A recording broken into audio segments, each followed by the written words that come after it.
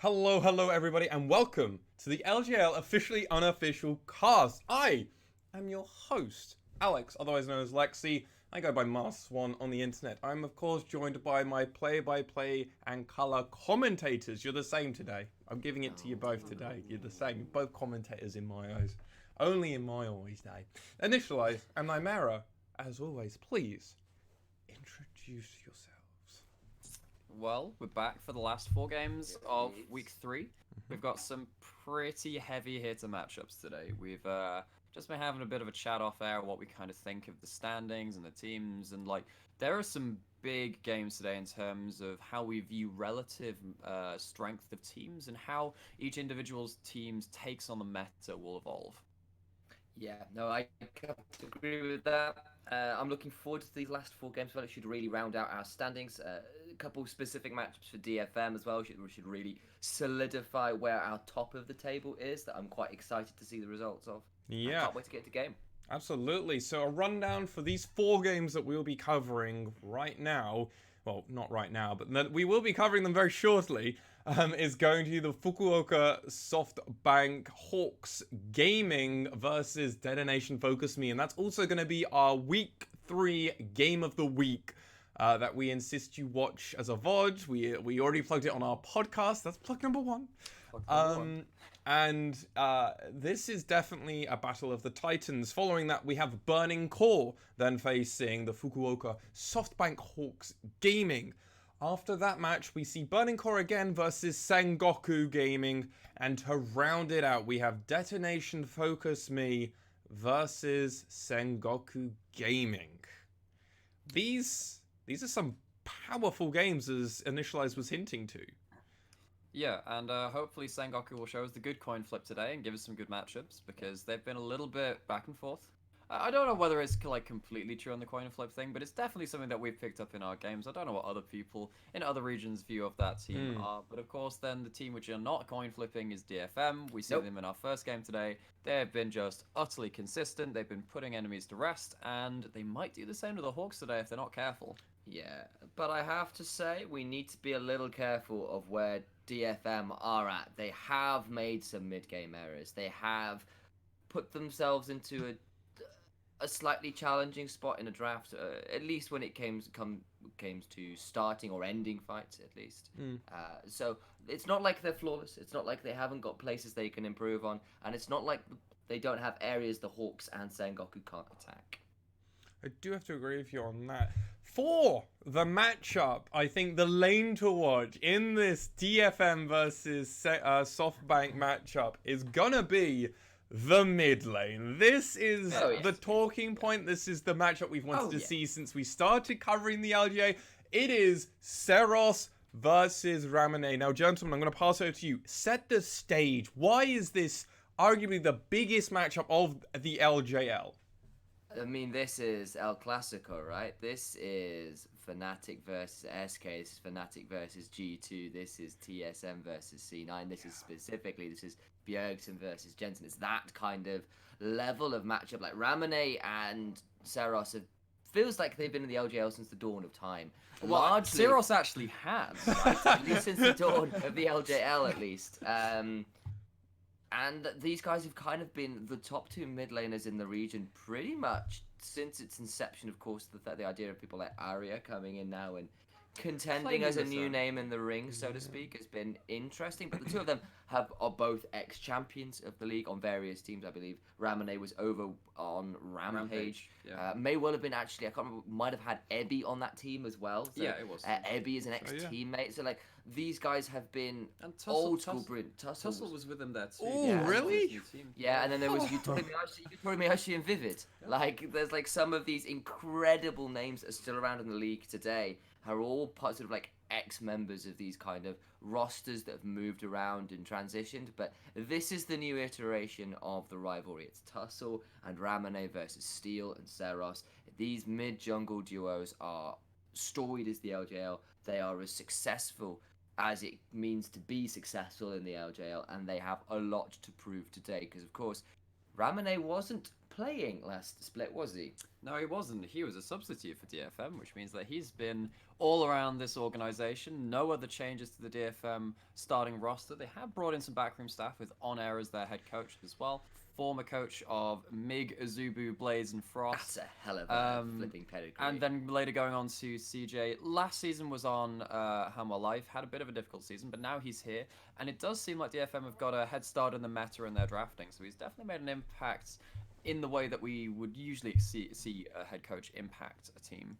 Yeah, and it's really crazy. Utapon is the other one from DFM who has been around the league for as long as those two as well. I knew there was another person from the DFM lineup that has definitely made a statement of, like Syros, they are the two that are always together, and they have been playing Japanese professional League of Legends since it started.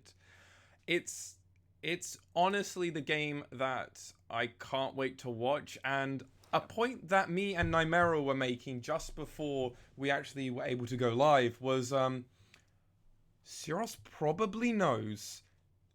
Oh no, Ramane probably knows Syros's Karma and Heimerdinger better than anybody else. Yeah, Massively true. If he's been backstage practicing with Saros for the last season on DFM, then yeah, maybe he has picked up a couple of tricks to deal with Saros's unorthodox champion pool, but we will have to see that come across in the draft. One thing that we were talking about on our last episode of the podcast, plug again, is that Mass One believed that actually Saros was his player of week one just because the way he warps the draft. He does command a ban from one of those two champions, or like he will pick them and ruin your game.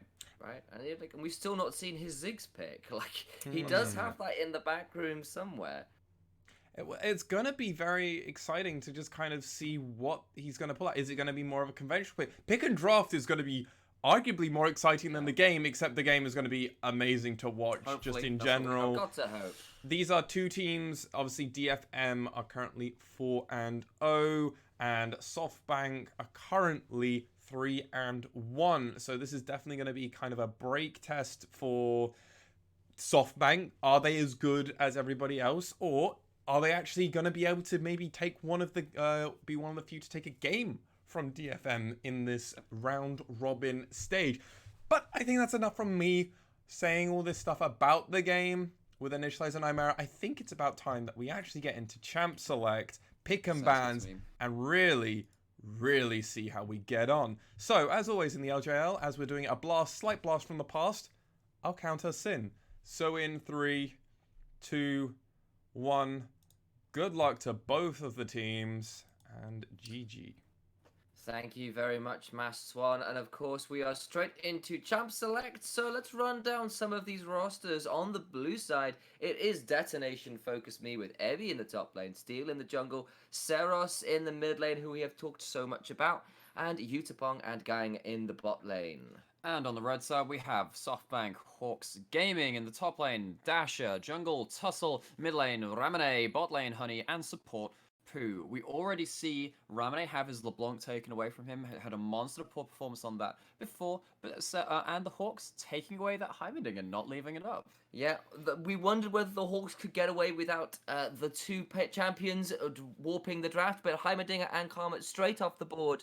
I suppose if there's anybody who knows how good those picks are for Seros, it would be Ramane, who's had such inside experience with them, but for DFM, Lucian and Akali now taken off the board as well. Yeah, so that's 3 solo lane picks taken away from the Hawks, and 2 mid laners currently taken away from DFM, from Syros. We'll see what is left up. We have stuff like the Syndra unbanned so far, the Aphelios, the Nautilus, all of these being really high priority champions, and of course, the Jarvan and the Set as well being the last ban. So we'll see what DFM wants to take out of the champion pool still left. Utapong goes towards the Aphelios, who's had some really good games on that actually, so I'm not surprised. On the other side though, the Hawks pick up the Rumble. And the Jarvan. Yeah, and that's a massive combination. Rumble Jarvan is an old school team fight damage combo. Hit level 6, throw the Cataclysm down, throw the oil in the pan afterwards with the equalizer, and fry yourself up some tasty breakfast in the form of DFM in the mid game. Yeah, it's the spicy hot pot combo. We'll see what DFM go towards for their side. I have to think it's going to have to be a jungler. They have locked that in. Okay, so this is a flex between jungle and mid. It's not necessarily a Saros champion, but I mean, it'd be great to see him pick it up and, throw the gauntlet down to this Rumble, which could definitely be in the mid lane, could also be in the top lane, or the support is almost a three-way flex. We did see Sengoku play that in the support role. DFM hovering over the Aatrox for now. They're actually locking in the Ziggs! Oh, What was I've it been you were calling saying? it! I've You were been saying calling it. this right from the pre-game, saying we haven't even seen Saros' Ziggs. Says, oh, time to assume my final form, bring out the bombs, bring out the explosives, and make it an interesting game. The Misfortune added onto the Hawks roster, though, for another team fight component. Yeah, just to add a little bit of grating to the frying that the Hawks will be throwing out, it'll be the wonderful Swiss cheesemaker of Misfortune and her ultimate. But into phase 2 of these bans, Gangplank taken away, Syndra as well. Yeah. So Syndra is definitely one of the few kill lane champions left in the pool of the Hawks mid lane there. What this does mean is that if DFM are banning away these mid laners, it means that they do think that there's a good chance this Rumble will be flexed elsewhere. I think that's not a bad point to make as well. Yeah, or it at least prevents, makes it less likely the flex is worthwhile. And the Ornn being another pick worth taking off, a very flexible pick, that premier top lane tank to pretty much everybody across the world at the minute. Yeah, Ornn has so many different ways he can be built, so many ways he can affect game, has engage and disengage options aplenty. It is the Nautilus locked in for Pooh on the side of SoftBank. We've seen Nautilus be so prevalent in the LJL. It's a good 2v2 champion, has really good engage, and stops you from dying so often with the tankiness of that champion. It's a pretty all-star draft from the Hawks at the minute, but DFM are looking to respond with his Aatrox. Ebby's had some pretty good team fighting games on that Aatrox. Yeah. Of course, worth pointing out the Mordekaiser was taken off the board. Don't think we mentioned that. Yeah, So the that's GP been and the taken off. Mordekaiser taken away from DFM's top lane. There would have been some good solo lane matchups into the likes of the Rumble if they wanted to shove that into the top lane. The Aatrox also not bad himself, though. We saw the Ebby against Burning Core. I think that was in their week 1 game. That was a really good game from Ebby on the Aatrox. Went down early, but then came back to really ruin some team fights. And it is actually the Rakan put in to the side of DFM. And this is the engage pick for DFM now. So we'll see what the Hawks round out their draft with their 5th and final pick. Of course, that will mean there will be a quickness into a very large bomb coming in from a Ziggs at some point. A lot of team fight utility there. It's Camille. Okay. Camille locked in for Dasher. That is throwing down That is the gauntlet. I had called it in the podcast, actually, that I was hoping we might see something of a full one take at some point. Some of the top laners looking towards things like a Camille, following in the footsteps of Apperman and his Yorick. Dasher versus Ebby. Dasher, of course, a recent convert to the top lane, now going up against sort of our all-star king in the top lane of Evie. This is going to be a hell of a matchup in the top side. Like, Dasher really putting his name in the ring and saying, yeah, I can take you. Yeah, but, on the other side, Gang has got a very competent Rakan as well. He does. If you go back to the finals, you go back and watch Game 3. Yeah, he had a very good game on that. Rakan got like a 5-man charm with CC across the game. And even then, in that game, it was Ebby that was really the monster as well, which just goes to show the caliber of some of these players on DFM. So we're just seeing these full key team comps now. We see team components from both sides. We see winning lane, we see skill matchups in these lanes across both sides. We see agency from the junglers. We see a large amount of damage from pretty much every member on the Rift here. So this could be an absolute barnstormer of a game. Go tell your friends, go tell your family if they watch League. Maybe not if they don't, but it should be a very good game to watch. Do it anyway, yeah. I suppose on that front, who do you think's come out on top? I have to say, I'm kind of a fan of the Hawks comp at the minute. We've seen the Rumble job and be tried and true, and Misfortune is so strong. And I like the response for Camille into an Aatrox. I think that if this Camille gets ahead, Hawks have so many different ways to play the game. They have the equalizer and the bullet time to clear out waves if they think they're going to be dived. They have engage options. They don't necessarily have the disengage options they would like versus the Aphelios Gravitum or something like that. Or, of course, the Rakan quickness as well. But they do have options in side lanes, and we have seen how monstrous Jarvan can be in setting up for his team. In week 1, Steel had 2 fantastic games on that champion, so now we're looking to see if Tussle can bring about that same level of respect for the Jarvan. Yep, but of course it's not like DFM don't have their win conditions. It's a good early ward, as my colour commentator point out on the screen, into that red buff. They're going to have an idea about where this Jarvan is starting, do DFM. And less notice, less knowledge for the Hawks on where Steel will be starting this game. Of course, he is on the Kiana. We've had one fantastic game on Kiana from Blank way back in week 1. Yes, that was an interesting conversation for that as well. That was alongside the Rumble that game. It was indeed, and like definitely a champion who can run into Jarvan's jungle at some point and just blow him up when he's not paying attention. It is what Kiana's like to do, is turn up in the jungle and delete the other jungler. So we'll see whether they can do that, because if this Jarvan does get behind, maybe Tussle doesn't get enough of these team fight initiations down. Maybe that wombo combo doesn't come to pass for the Hawks. Well, you say that, but there's always other options. There is a Nautilus on the side of the Hawks. Again, that kind of that's our top support in the LJL. It's the most picked. It's the most presence. It is just ever present as always. As we see some just early trading in the top lane. This lane, obviously, very much one to watch. There's a lot of flavor across the map. I think that are very good. We haven't mentioned the Ziggs right now as well. We mentioned that in Champions League, but another one of these really big team fighting picks does scale very, very well with the wave clear of that champion and just the massive Mega Inferno bomb coming across in the late game team fights. Yeah, absolutely. And of course, it will be the Equalizer versus that Mega Inferno bomb. They're both pretty large area effect, high damage area effect. And of course, the thing with the Zig, they're both from remarkable distance away. So we'll see how this works out. Again, I'm really curious to see how Dasher does on this Camille up in the top side. Off to an early push, at least. We'll see how much of the wave Ebby picks up as it goes in, but currently a bit of a CS lead for this Camille. Yeah. And then we see Steel actually just finding a ward over the Raptors. Was obviously seen on that ward, but does take it anyway. And one thing I want to talk about with this Camille in particular as well is that it's a really good way to get onto the Ziggs. Yes, it Often the Ziggs, we see that it is this backline champion and never wants to be anywhere but the backline. Well, Camille kind of forces the issue. It's not like he then use his thing on the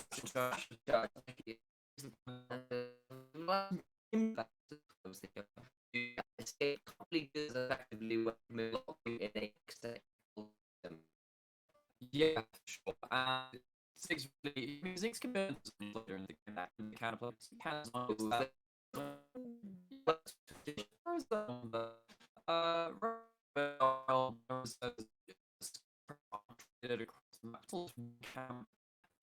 Steel right now as well. As we see, chain's gonna land. Yeah, it's a good chain, and of course Kiana is in the river, and Dash has gone forward for an aggressive trade. That might have been a really good bait, especially as the Conqueror is now drawn not quite there in time for the stun is Steel.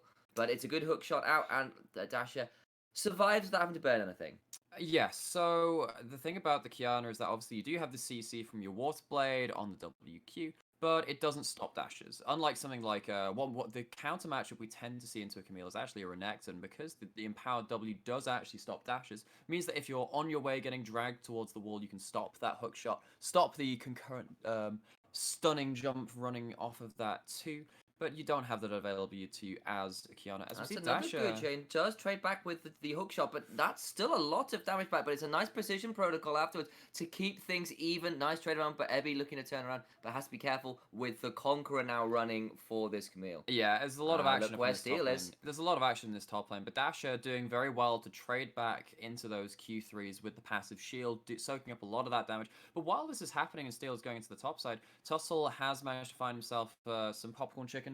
Some of those snacks on the bot side. Indeed, but there's an on-the-way ping from Steel, who knows that his Raptors are taken, looking to see if he can catch the Raptors on respawn for Tussle. But alas, no dice. And that means it's an early Infernal start for the side of the Hawks. It's definitely starting. It looks like because of the wave push they had in the bot side, because Honey and Poo, we haven't mentioned this yet, obviously, finding some priority in that bot lane. The FL is being good in lane. The MF also being very competent in that department there. And it will be a very quick and easy first dragon for the Hawks. Good start to the game for them so far. Yeah, and of course, Rakan, while he's a wonderful teamfight champion, is known for being a little weaker in lane if he's not paired with the Xayah. And Nautilus, on the other hand, is supremely strong in lane at the minute. So I mean, there are ways you can wrangle control of a lane over to your side as the Rakan. Obviously, you have a lot of mobility, and if you start hitting Qs as well, it's good poke and good sustain. So you can poke at some of these melee matchups, which can't really threaten you as much without fully engaging. Of course, but the moment you try to throw a Grand Entrance down on a dredge line as the response, you can feel a touch sad. So it has to be a bit careful. Oh, level 6 hit from Dasher. Yeah, he has got that early level 6. We're going to see whether he thinks about throwing it, but at this point, Ebby is under tower and therefore safe. I think maybe if that stun hits, maybe he goes for that, just because there's a really big cannon wave there, which would have aggroed onto him, and that does add a lot of damage into these trades here as well. Actually, Ebby just missing the cannon there. Okay, so he does get something for it. He does get an annoyance cannon loss. It is a slight, sort of not quite 10 CS lead for this Camille, but it has led to that initial level 6 in, and it's still pressure on the top side for Dasher and the Hawks, and Tussle here claiming the second scuttle crab of the game. In the top side. And now actually we see a level lead for Tussle onto the Kiana. Sometimes we do see Kiana falling down a little bit in the levels, and the Farmer still actually goes in for some wolves of the enemy jungle there. Will be able to take those away. Doesn't actually reset. Uses the patience bar very well. Indeed, you can pull it just around that corner. It's a useful little trick as long as you don't spend too long on it. But wolves are remarkably patient animals, apparently, in the space of Summoner's Rift. Don't reset too easily. Patience of the hunter, all that stuff. Indeed. Possibly just have a larger territory. Is that just something that wolves do? You know, quite a large sort of pack area. So maybe that's why.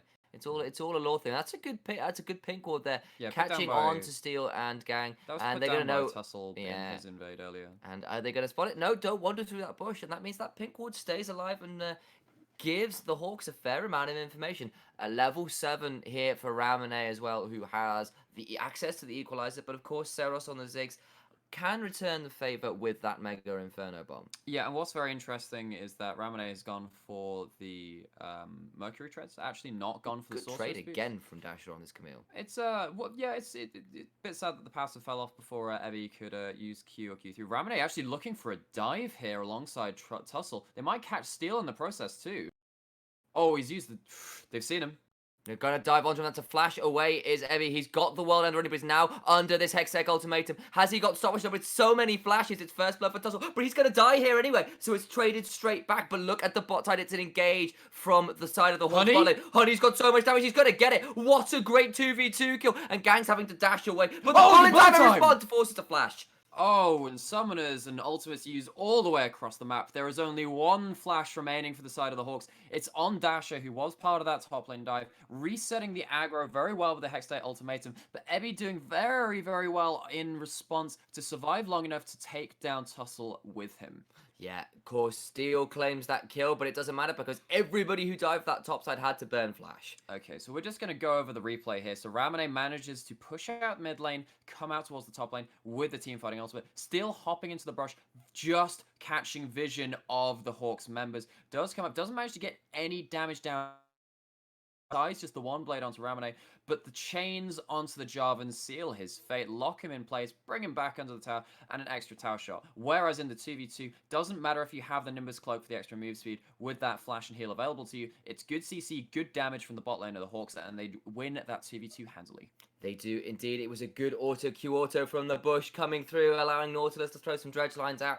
Some nice bush baiting going on from the side of the Hawks and their 100-acre bot lane.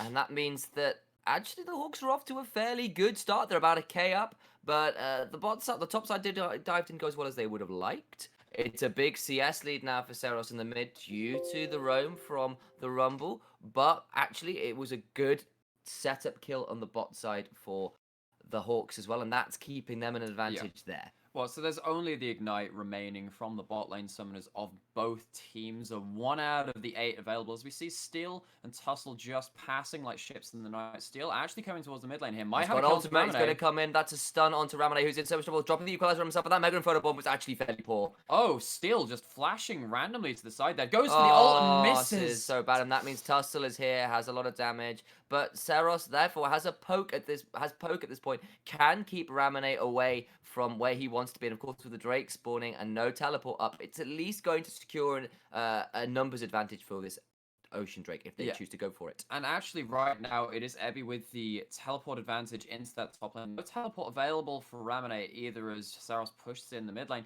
but without the team fighting tools, the Mega Inferno Bomb and the Supreme Display of Talent, I don't think DFM would want to start this dragon. No, of course, maybe if they'd been really swift to that fight with Rumble, forced back, they could have thought about it, but you're right, it would have been a risk, and they don't go for it, just secure control.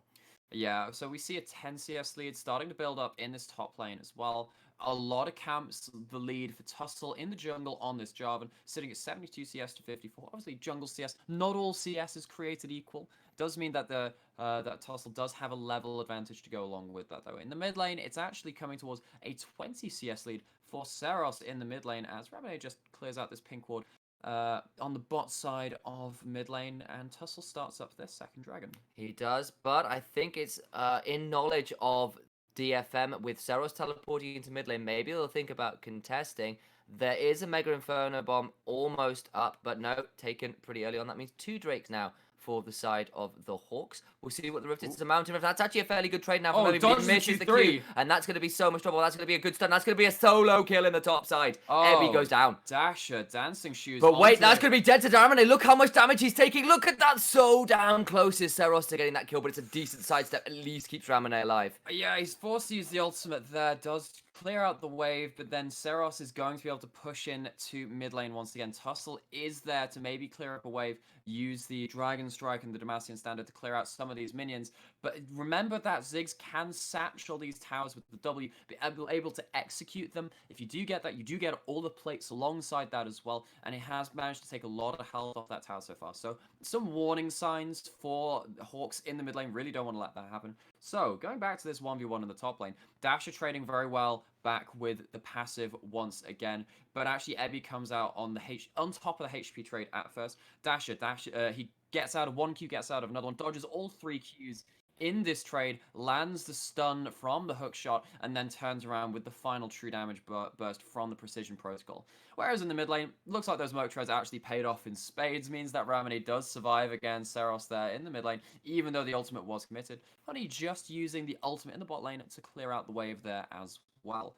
Yeah, and we're looking at a GLP buy for this Ziggs, and of course, the last counter pick of this Camille, doing really well in this top side with the assisted gank at the top first to catch first blood. 700 and now has that 700 gold lead, so looking pretty good for the top side of the Hawks, looking a little less good for their mid lane, but of course this is Rumble with sort of a baseline level of effectiveness, and we've already seen one pretty good ultimate available, but now DFM shoving up on this bot side, and while all that was happening and all those replays, Tussle took the Rift Herald, is going to summon it in this top side to try and get this Camille even further ahead. Yeah, but actually Seros might be able to satchel this mid lane turret. Well, you can see actually Ramune trading pretty heavily here. There's a quickness coming in as a flash from Ramune, but here is Steel, gets a shove onto that Rumble, he just goes down. Clean mid lane dive. Just turned around there.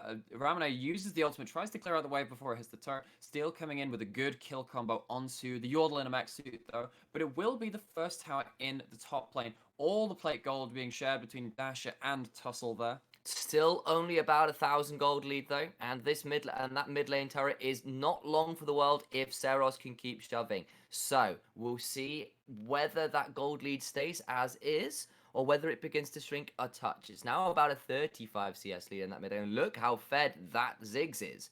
Yeah, very fed. Actually has the most gold in the game now at 5,600 compared to the second most of 5,200 on the Camille.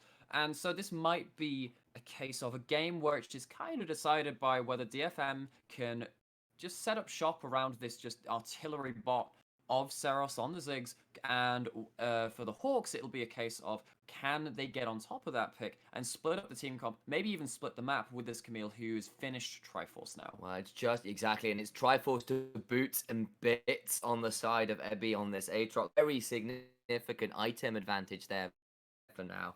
Of course, Camille, the Warrior Enchantment and Double Longsword can be doing some damage at some point. But actually, Misfortune had that Essence Reaver for a little while now, and that's versus only components for Utapon.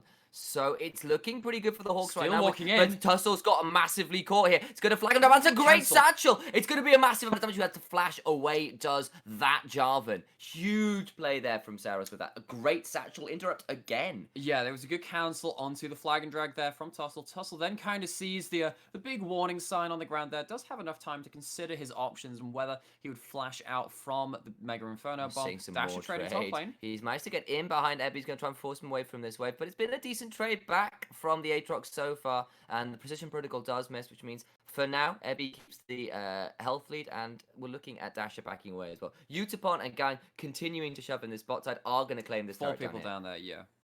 You can see that little satchel mark Pop. there. Saros just, adds that kind of the party bomb. Indeed, and actually, now that we've seen some levels, we've seen Utapon and Gang begin to shove in pretty consistently. Of course, they got punished for that with the 2v2 kill from the bush earlier when they thought there'd been a back, and there very much wasn't. But that's nice turret blood, or turret gold rather, for DFM. It's put them within 1,000 gold now of this game of the Hawks, and it's looking very even for now. But as the Mountain Drake is spawning, dragon coming up. this is not even. It's some really good objective control from the side of the Hawks, which was being bored from their early game pressure. We have every ultimate available. We have most of the flashes available. And actually, Hawks have managed to find their opening into this dragon, get to the objective first, see if they can use this territory positioning to secure the dragon. There is a good, that's a good dredge line, but Saros is taking a lot of damage, but that's not a fantastic bullet time, and that's a fabulous, supreme display of talent, and Ramane goes down, but look at the backline. Dash has managed to find his way onto people with a fantastic Hextech ultimate, but now the fight is not looking so hot for the Hawks, and they're going down to some very strong Aatrox steal, and of course Utapon on this Aphelios causing chaos at the end of that fight. So very, very close for disaster for the Hawks there. Ends up in a 4-for-1 for DFM, all things said and done. Only Dasher getting out, but luckily it is the Ziggs which is taken down, so no longer having that Demolitionist on their side to take down the mid lane turret so quickly, and at least the Hawks backing up to 3. So we'll see how this fight starts. Pooh lands with a good hook, but it's just not tanky at this point in the game. It's a pretty mediocre bullet time, in which Honey is then immediately CC'd into the wall, Ebby then closing down the AD carry. The equalizer is also not as impactful as it could be. The Utapon really just not taking any damage in this team fight, and the DFM team clean up house. And it was one bounty hunter versus the melee range world end up by the blue buff out by Ebby that tops up, which meant that Misfortune poster, fairly mediocre bullet time, wasn't getting a lot done there. Yeah, but now we're going to have to see where the next fight will come in as well, because actually the Hawks are on their way to, a 24, 23-minute Dragon Soul here. Yeah. They really put themselves out a win condition here around their quite early game comp of the Misfortune Rumble in terms of how early their team fighting comes online. Yeah, of course, the Mountain Soul isn't the strongest soul available, but they would certainly like it, and it's certainly an advantage. Well, yeah. So there's something to be said about so the Mountain Soul in itself, I think, is a good soul. I think it's a good defensive soul. I think the individual Mountain Drakes for their team, not necessarily the best. Only really the Jarvan and the Nautilus benefiting from that. None of their carries particularly caring too much about those defensive stats. I mean, Camille has built up the Ninja Tabi, but won't be building any other defensive stats besides that. Not really. Does build a bit of HP. But the soul itself is very important, and they got the 2 Drakes which came before that, so they've managed to get the Infernal and the Ocean, which are more useful for them. Indeed, and Baron will be on the Rift in just under a minute. I don't think anybody will want to be rushing that, and one good answer to a Camille, a Mega Inferno Bomb. That's going to be an issue for that win condition of a Camille in a side lane. It can be at certain points, but then you're not using it for the fight. It is actually a pretty long cooldown, although it's already caught, and it's about a quarter of the way through already. That'll be done in about 20 seconds, so maybe not even then. Yeah, true. I think that because Saros already has the GLP for 20% CDR, has Transcendence in his runes, and also maybe having a blue buff available as well. I didn't see if he actually had that. I don't think he did. It has the 30% CDR there onto the rank 2 ultimate, but we see a similar wave clear situation with the ultimate of the Rumble. But that's not going to matter when what Satchel. happens is you've got a Satchel and Yeah. a Rift Herald has been picked up. It is traded on the bot side by Camille, but slower than she would have liked due, as we said, to that wave clear from the Mega Inferno But there is bot. something to be said about actually, even though Hawks are grouping up well here, DFM are grouping up well here. Hawks are picking up more waves across more lanes as well, so we do see now a good 20 CS lead onto the Camille and a level lead as well in that top lane. Yeah, and it's still about the same CS lead in the bot side for the Misfortune, who did pick up a fair advantage after that 2v2 debacle.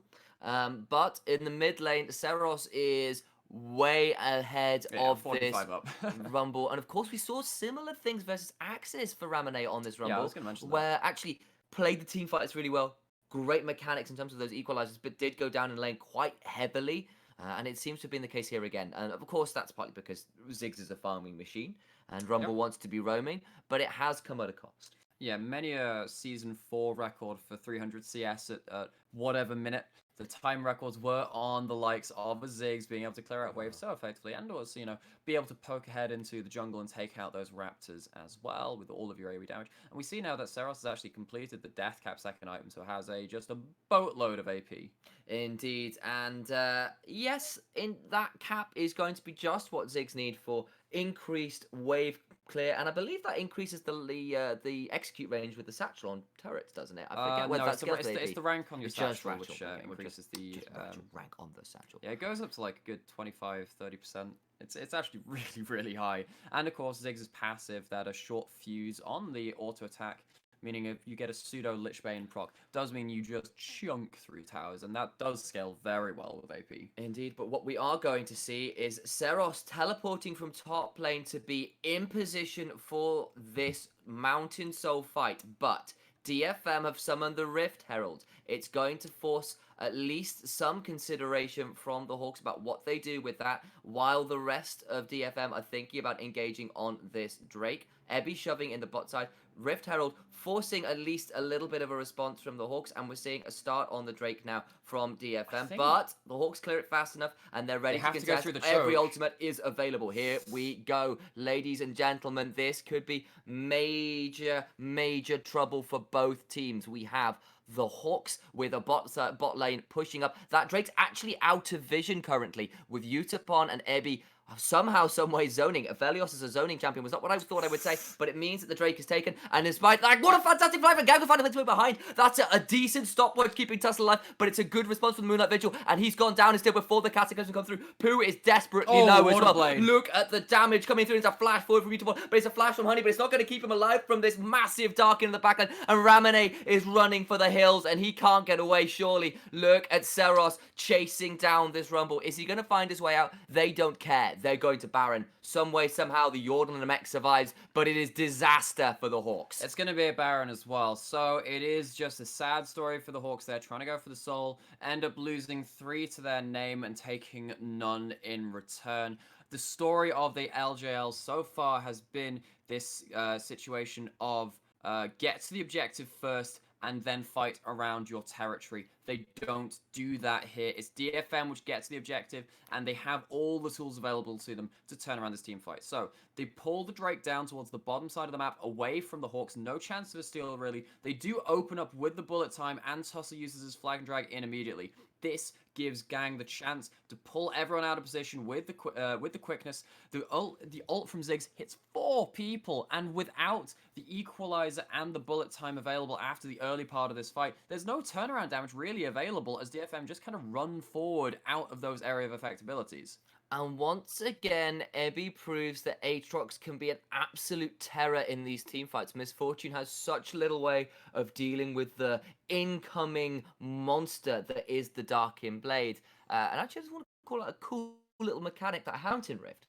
They pulled the Drake out to beyond the new wall, Yeah, the wall. so it was out of vision, and Ramane had to find a way behind to force the vision blind to even see the Drake. To be honest, even on the approach to that dragon there, just with the extra walls available, you have to be so afraid of this Kiana. When all 4 members of the grouped team of the Hawks, only Dasher not there, being funneled through that one choke point of which the bombs from Ziggs were already down on. As we see it engage into mid lane, maybe. He can't get onto them, and that's a GLP, and Gang turns it around. Of course, he's got a way out, and that's a lot of damage from this Mecha Inferno bomb that is, as we've said, on a torturously slow, low cooldown. Yeah. Rather. Okay, so now the Hawks are saying, well, we have the advantage on our Camille. Maybe we can try and push into a lane here. But actually, Ebby trading pretty well into Dash. And now look at the satchel charge, just deletes the tower. Yeah, with the short fuse and the satchel bomb, these trades, well, it's never really going to be a trade of turrets now, even though Camille very good at taking down those turrets. Ziggs is one of, if not the best turret takers in the game.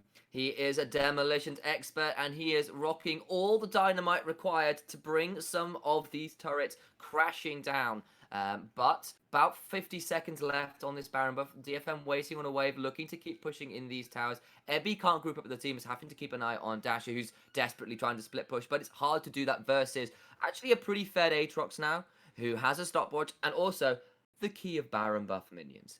Yeah, so Aatrox can just wave clear. If it had been the Baron going the way of the Hawks, maybe we could have seen this ultra split push into the Camille. But as it stands, it is obviously DFM with that, and they have a very, very competent siege comp with the Ziggs and the Aphelios too, with all of his various weaponry to bring to bear to try and end this game. Indeed, and that means it's pretty much all the outer turrets down, and it is about a 5,000 gold lead. 6,000 even. 6,000 even, you're right. For DFM, who turned that sort of lead around from about 1.4k down to 6k up in the space of about 2 team fights. That's really good work from them around their great synergy that we know and love, and they're really pulling it off so far. And to me, this is off the back of Seros. Yes. This is the Ziggs, which were, it survived laning phase. The Hawks didn't manage to find a gank onto that Ziggs, even though notoriously weak to some of these ganks. And Ramone has been very muted. He's had a difficult game. You know, I think he had a couple of good equalizers. Had, of course, the good first roam up to topside as well. But even then, that was turned around into 1-for-1 by the team play of DFM and the good laning and dive, anti-dive of the Aatrox in the top side. Still looking for a kill here. He's going Tussle's taking a fair amount of damage. Doesn't really want to go in. And Evie's like, yeah, come on, I'll frontline. You can't hurt me. I have Death Dance, Jorum's Fist, and Stopwatch here to cause chaos. But look at Dasher, who is the saving grace of the Hawks, who's trying to find his way behind, but no, won't go for it. Trying to get onto Evie is Dasher, but that means he's hook-shotted in here and has to flash away from those umbral chains. I was about to call them ethereal chains, and that's very much not a LeBlanc. Yeah, LeBlanc was banned, obviously, in this game. And Ebby just showing that, you know, with the items he has, there is very little threat onto him right now. I think another item comes through from Honey, and then even then, if she has to stand in place for the bullet time, can be just bombed out of it by Ziggs as well. So a lot of options against the wombo of the Hawks as well. But of course, we are grouping up for another one of these major dragon fights. Soul is still on the line. Is that a win condition for the Hawks? Can they even get to this straight? They've managed to find a ward in the back of the pit. Somehow, some way, someone managed to get that ward there. Yeah, I'm not going to lie. I don't think the Soul wins the Hawks the game. I think they have to have the Soul to even out the game, if that, because at least the Baron buff has fallen off from DFM now. I think but they've got the wave pressure on the bot side still. They do, and that means that DFM get a free position onto this dragon. And we saw what happened last time if you walk into this uncontested zone of vision for your team. And another Mountain Drake up now, and suddenly, like,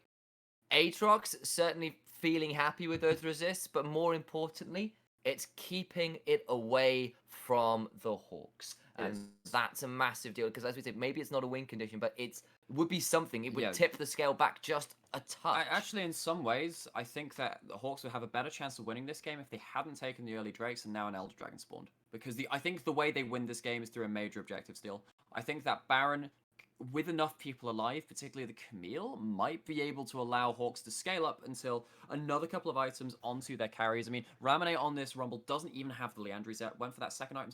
Actually just picks it up now as I'm speaking about it. Speak of the devil. Ebby trading onto Dasher. Yeah, does run into this, and that's going to be a fair amount, but does have the shield available, does have a hawk shot, can run away, but that's going to be what he has to do. But the World Ender is thrown, and Utapon is here with an Infernum ult. I don't know what his secondary is. Is it Grafton? But he doesn't even need it, does Heavy? Just absolutely leveling that Camille in the 1v1 at the minute. World Ender used in that trade. Not the longest cooldown, though, so we'll be back up to that full cooldown sooner rather than later. Has the 30% CDR between the Black Cleaver and the Death Stance.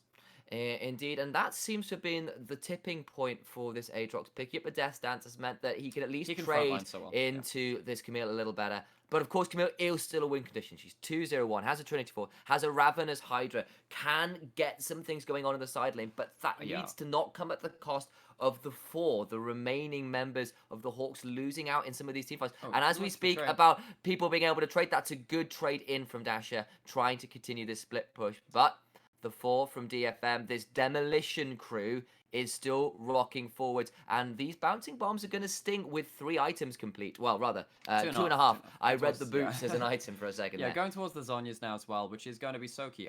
Dasher is already struggling to get on top of the Ziggs on this Camille. Oh, flash, but it's only onto the turret plate, and that means that actually Pooh is a bit out of position, and Ebby has that World Ender up again, but that's a good bullet time, but it's a fantastic supreme display of talent, and Honey is just getting destroyed, being eaten for breakfast as Tussle finds a way into a backline just to die, and Utapon now has killed Java. Dasher's going in, but it's 1v3, has got a Hextech ultimatum, has killed one, but it's not going to be enough. Has to stopwatch himself, and Zeros is just waiting to blow him up. Goodbye, Camille. It's an ace for DFM. And a triple kill the way of the Aatrox. Ebby, just the monster in the top lane. Every time we take our eyes off him, he's doing something crazy in these team fights. I was watching Dasher, really should have been watching the other top laner as they fall back for this Baron, and DFM takes sole control of this game. Yeah, and look at the waves pushing in. Maybe they don't even need it. Their waves are going to do the work for them at this point. Actually, let's be honest, there's been seriously good wave control from DFM. That even when the Hawks have found good pushes, there's been a side lane pushing somewhere that's kind of kept the Hawks away from dragon control. It's kept them away from pushing the mid lane appropriately. So good stuff from DFM on that front. And it's also worth knowing that that was Steel's first death. He's 1-1 and 10. So we see Pooh going for the, the Hail Mary flash hook onto Use One Flash is the other side of the destroyed turret. But then Gang is here with the rest of the crew. Pooh is then stuck out of position. It's a good supreme display of talent into the Mega Inferno Bomb, which chunks Honey out for just a ridiculous amount of damage. Tussle tries to go in for this last kind of engage here, but Dasher is late to the fight. He's been looking for his way in, and he does find his way onto Steel, onto Cirrus, onto Utapon, but can't take down all 3 of them. Utapon with that huge DPS combo of the Crescendum and the Calibrum as well, putting down the turret and having the marks to reset his autos just means that the Camille is no threat to this Aphelios at the end of that fight. And speaking of no threat, it felt pretty sad there for Honey, who got caught out by a flashing Aatrox despite burning everything to stay alive. But look at those Aphelios items. That's 3 items complete and well on the way to a Guardian Angel as well. Yeah. Baron buff is on. There's about 2 minutes left of this, and this could well be the push that breaks this game if it hasn't already. Honey needs not to die to those chains is what he needs not to. But if they can hold on, if they can prevent their base from going down, maybe they have a way. They're actually letting Steel push on the side. It's giving him solo lane farm, actually, which is keeping him more than relevant in this game. But looking at Tussle trying to find his way in, but has been stopped by Ebby being there, and that's a good grab to hold people in place. And look at the Mega Inferno Bomb! It just comes down, and this is a burning hellscape indeed for the side of the Hawks, and they are routed by their turret. Oh, and Aphelios Gravitum knocks them all into position. It just knocks the dominoes down with Seros on them with the Mega Inferno Bomb. With all their members alive and 2 down from the Hawks, this might be the last push. I think it is likely to be. Look at the zone control from all of the Ziggs. Down. GG DFM. We're going to see Camille go in for one last attempt, but it's not going to be a tough, and DFM closed that game out in just under 34 minutes. And this was a game we were promised big team fights, big plays, and big moments, and it goes the way of DFM. Mass Swan, commiserations to your team, the Hawks, but what a game from DFM, right? That was genuinely phenomenal, and it was as much build-up that I was expecting it to be, honestly speaking. That, while I am a little bit sad that my Hawks didn't get it done, they looked relatively strong at the beginning of that game. They got caught out. They were very good at getting the control of the dragon early on. They got one of the 2 Krabbies. They were very good around this early point of the map. So honestly, I think SoftBank did really good. It's just DFM are just too good, man. so good. And honestly, this is the best game that they've had.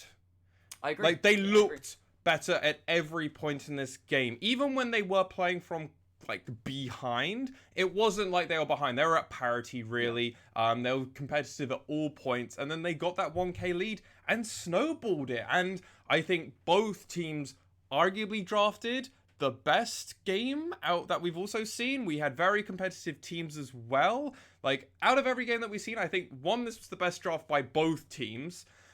Also, the banning, like, the Hawks understood. Don't do this. Don't give the random picks to Saros. It means he just does. He had to dig deep into his third pocket pick. But that's the problem, right? Because his pocket picks come out now, and suddenly the rest of the teams are going, "Oh no, not this pick too." And he destroyed Ramone in that mid lane. It wasn't close. Yeah, and well, the first 10 minutes it was close. After that, and they broke it open, that's where the game went different. Well, Ramone had the first roam up towards the top side, but right from the start, forced to build Mercury treads. You want to be building penetration onto the Rumble. Going the Morello just for the HP second, really. Didn't go for an early Leandries, and then struggled to find CS, struggled to find couldn't step up to a wave. Couldn't really step up to a wave. Yeah, and we saw Saros pushing in, getting all the plates on that mid lane turret. See, I think Saros played very well. But let's talk about Ebby. This guy just once again showing he is just the monster, the demon king of the top lane for the LJL. This guy played Aatrox. He didn't look particularly uncomfortable in the Camille matchup. Did die once in the lane phase. It was a 3-man dive, and then he's just like, that's cool, one of you's dying. That's how this goes. Credit to Dasher as well, though, who did play that Camille pretty well. Did manage to pull up a solo kill up that side as well. Put the Hawks in with a win condition. Of course, Camille was always going to be that. If you could get her ahead, and she definitely got ahead. But credit to Ebby for finding some killer flanks later on. For not going down too far versus Camille, which was the counter pick. And then in those sort of big fights, finding his way onto Honey, who just could never sit in place and throw a bullet time down because there'll be a Mega Inferno bomb, a supreme display of talent, and the largest demon god of Aatrox running at you with wings ablaze, ready to bring this massive sword down on top of it. I just want to bring up one last point, which is that now every team has to wonder whether DFM can bring out a Felios plus Ziggs again. We saw that was ugly. Gravson combo into the Mega Inferno Bomb effectively one-shot 3 members of Hawks in that last fight. What do you do against that? Do you just ban the Aphelios? But I don't know. But things that you can do that with Senna Root, you can do that with a couple of other CC as well. But if Ziggs has good AoE CC or even single target, right? We saw him use that Mega Inferno Bomb to force out flashes and kills across the game. But if you can put that onto the backline and be guaranteed because they are CC'd in place, you cannot allow that to come to a team fighting kind of game, which is what unfortunately the draft for the Hawks had gone towards with the Rumble and with the MF. So with that Mega Inferno Bomb on such low cooldown as well, it did mean that the advantage that Camille had got in the side lane was somewhat muted by the fact that there was an ability to just get rid of a wave. And suddenly Camille's pressure, or tempo at least, in terms of how quickly she was pushing those waves, was reduced. So one quick last question before I wrap it up and we go to break. So the obvious thing in my eyes is, okay, so first off you ban the Heimerdinger, and now you ban the Ziggs, right?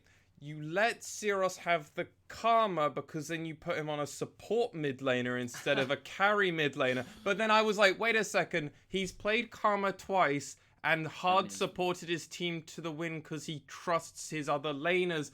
So do you just do the Rascal Jester approach and just go... And let them have the Syndra and the Akali and then just hope that you can... Well, and just hope you play a better team fight? I mean, if anyone could do a better team fight, it could be SoftBank. But we saw this game that they got out team for. Well, they did have a Ziggs. If you ban the Ziggs, you get rid of the Ziggs in the next one. Can be punished, right? Maybe the problem is, right, is that one way or another, you are giving either Ebby or Saros a chance to counterpick, depending on what you draft. Yep. And that means that either Saros gets a good matchup for the Ziggs, and then Ebby gets a little bit put behind by the Camille. Well, gets put behind by the Camille. So let's not beat around the bush. They did a pretty good job making sure that Aatrox was down. Of course, it didn't end up that way, and Ebby found his way quite notably back into the game. So you either give Ebby or Saros the counter pick there, and that's risky. Yeah. Definitely going to be an exciting next time they meet. Which will be in a few weeks, I believe. But